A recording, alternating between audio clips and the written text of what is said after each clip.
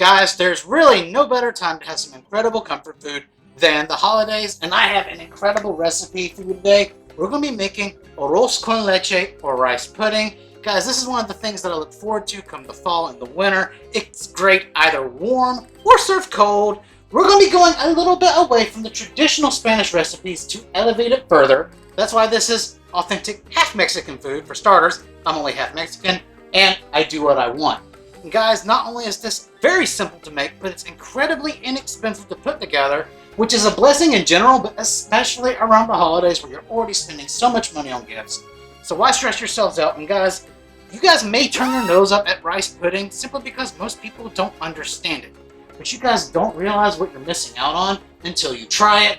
So guys, stick with me. This is going to be absolutely incredible. So let's get cooking. So we start off with a large cold pot off the heat, and then we're adding in 3 cups of milk, and then we're going to drop in a half a cup of heavy whipping cream. The whipping cream may look a little bizarre right now, but it actually corrects an issue I see with most traditional recipes. And to that, we're going to be adding in 1/3 cup of granulated sugar. That's all we're going to need here.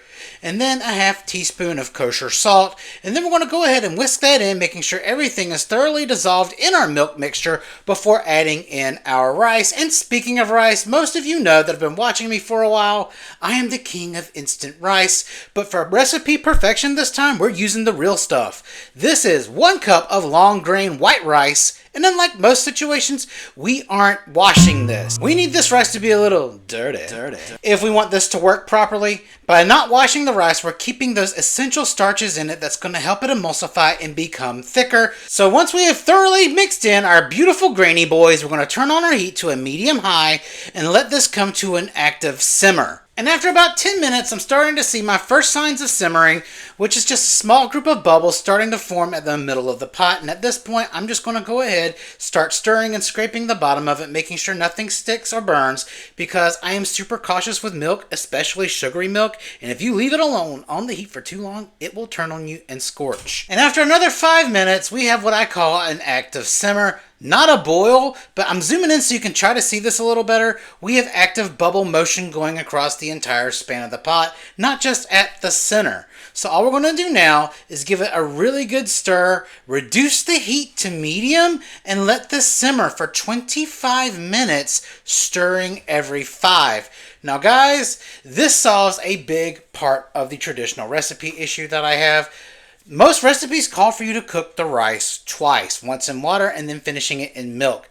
To me, that's kind of dangerous when you're working with rice. It should only be cooked once, in my opinion, and you're going to get so much more flavor and richness if you do it this way. And after 25 minutes, let's take a look at what we have here.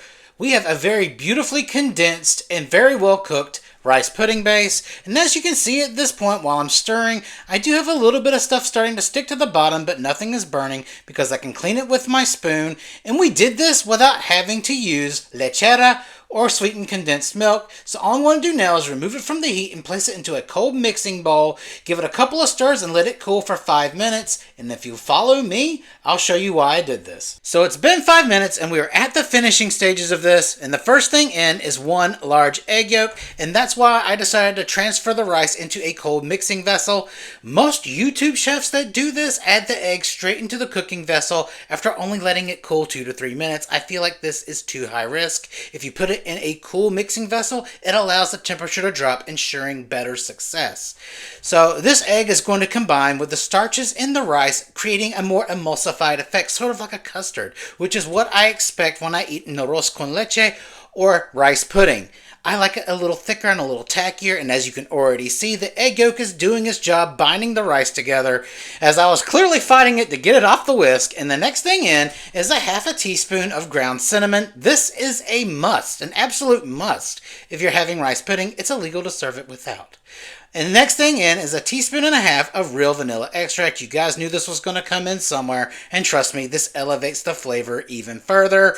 You're going to miss it if you don't have it. And the next thing in is a sore subject for a lot of people. This is a half cup of raisins. Now, you don't have to use raisins if you don't want to. You can use any dried fruit that really turns you on. Now, a lot of people like to reserve raisins or dried fruit as a topping, but for me personally, it needs to be in there. I will not be a happy camper if it's not. And the final thing in is just 2 tablespoons of unsalted butter, and while this has been cooling, it still has a lot of residual heat, so we're just going to gently fold this into our rice without mushing everything up until it's nice and melted. This is going to seal the deal when it comes to emulsification and richening and give it that final custard-like thickness. So the moment of truth is upon us. We're going in for a taste test. Now, I'm kind of partial to a warm rice pudding. It's how I like it best. So if it tastes like trash warm, it's got no hope cold. And as you can tell from my slight freak out over here, this is absolutely amazing, but I am noticing in the background some under-seasoned pieces of rice. So we're just going to use a fine tap of kosher salt, not even measuring in teaspoons. We just need a very fine pinch because that could just be the difference from seasoning our desserts perfectly and ruining them completely. And after a second taste test, this is absolutely marvelous. But to be true to Mexican tradition, this is almost always served cold, so we're going to put some plastic wrap on this bowl, set it in the fridge, and allow it to chill anywhere between 35 to 45 minutes while I sit in the corner and lose patience. After waiting very impatiently for 40 minutes, it's time to serve this bad boy up. It's nice and cold, and we're just going in for a small serving, nothing too crazy, about maybe a scoop and a quarter, just enough to get the bottom of the bowl covered. And then we're going in with a light dusting of ground cinnamon, nothing too crazy here, we're just trying to give a little accent to the top of our dish. And then because all the cool kids are doing it, we're going to garnish with 2 cinnamon sticks, and that is a beautiful rice pudding, and I can't wait to dig in. Alright guys, and this is it. Now, you guys may still be looking at this kind of funny, but this is just absolutely amazing. This tasted absolutely dynamite before going into the fridge for an incredible 40 minutes, which was way too long for me. So, now that all the flavors have kind of sat there and marinated and these raisins have kind of hydrated, it's time to take a nice little taste of this. Just some nice cinnamon on top. I was going to put some raisins on there on top, but I mean, this is the way it looks to me. This is the way I remember it. This is the way I love it. Alright, so let's go in.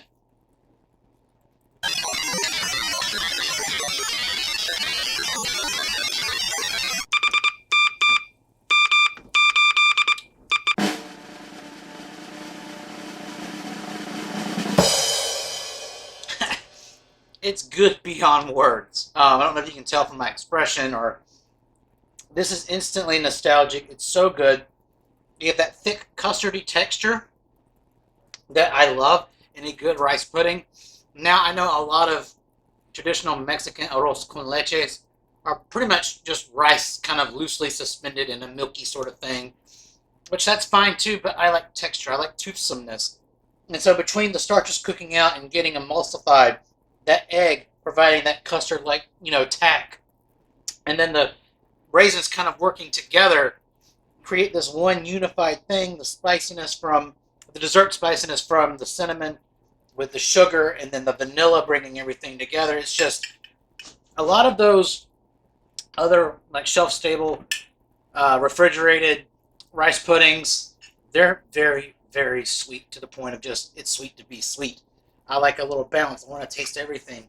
And while this has that custardy feel to it, you still have those identifiable grains of rice. It's just an experience that needs to be tried before you can judge it. Think of like an oatmeal cookie, one of those soft oatmeal raisin cookies. And especially if you get them out of the oven when they're warm, the aromatic quality, it's delicious on another level. That's kind of what this is, but in like a chilled rice form. Now, that being said, in my opinion, warm rice pudding always trumps refrigerated no matter what. So this is probably going to be the only time that I eat it refrigerated because it just takes on a whole nother life when it's warm. I may have mentioned something about doing a baked rice pudding, kind of like how I was introduced to it. But honestly, if you cook it this way, then there's no point in putting it in the oven because you get the same results quicker. But that being said, if you guys want to see it, I'll do it because that's what we're about. Until next time, this is your boy, the Mad Chef. Don't forget to like, share, and subscribe, and bring this to your table this holiday season. I definitely recommend you eat it while it's warm, but it's good no matter how you do it. All right, love you guys, and I'll see you next week.